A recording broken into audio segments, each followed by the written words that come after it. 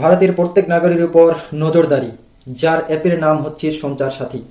তো এই সঞ্চার সাথী অ্যাপ কি বা বর্তমানে এই সঞ্চার সাথী নিয়ে চারিদিকে বিতর্কের বিষয় হয়ে কেন দাঁড়িয়েছে আমি বিস্তারিত বলবো।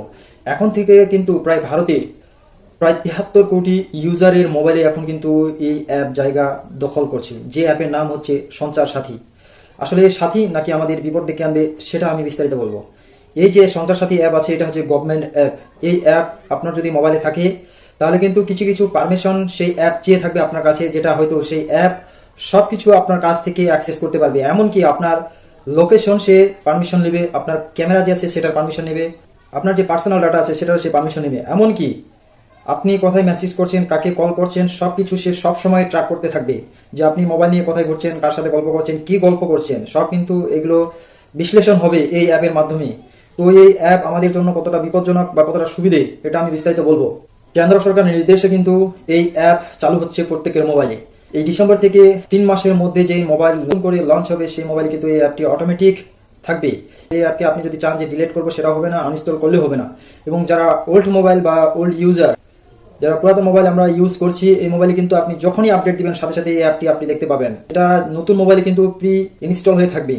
এই অ্যাপ আমাদের জন্য কতটা সুবিধাজনক বা কতটা বিপদে সেটা নিয়ে কিন্তু রাজনীতি মহলে বিতর্ক শুরু হয়েছে। এই অ্যাপ আমাদের পক্ষে কতটা সুবিধাজনক বা বিপদ ডেকে আনতে পারে, বা কিছু কিছু আমাদের যে প্রাইভেট কিছু মেসেজ বা ফটো এমন কিছু থাকে যেগুলো সে অ্যাক্সেস করতে পারে ফ্রিলি। এটার জন্য রাজনীতি মহলে অনেক বিতর্ক নেমেছে। আর এই অ্যাপটি হয়তো খুব শীঘ্রই আপনার আমার সবার মোবাইলে কিন্তু আসতে চলেছে। এই অ্যাপ এমন কিছু পারমিশন চেয়ে থাকবে যেগুলো সে অটোমেটিক অ্যাক্সেস করবে, যে আপনার মোবাইলে কি আছে, কোন ভিডিও আছে, কোন ফটো আছে, কার সাথে গল্প করেন, কার সাথে মেসেজ করেন। তো এটা কিন্তু এই কয়েকদিনের মধ্যে এই অ্যাপ আসতে চলেছে প্রত্যেকের মোবাইলে। তাই আপনাদের এই খবরটি জানিয়ে দিলাম। আর যারা নতুন এই ভিডিও দেখছেন অবশ্যই ফলো করতে ভুলবেন না আমার পেজকে। আর যারা ফলো করে রেখেছেন আপনাদের কাছে রিকোয়েস্ট যে ভিডিওটি বেশি বেশি পরিমাণে শেয়ার করে চারিদিকে ছড়িয়ে দিন।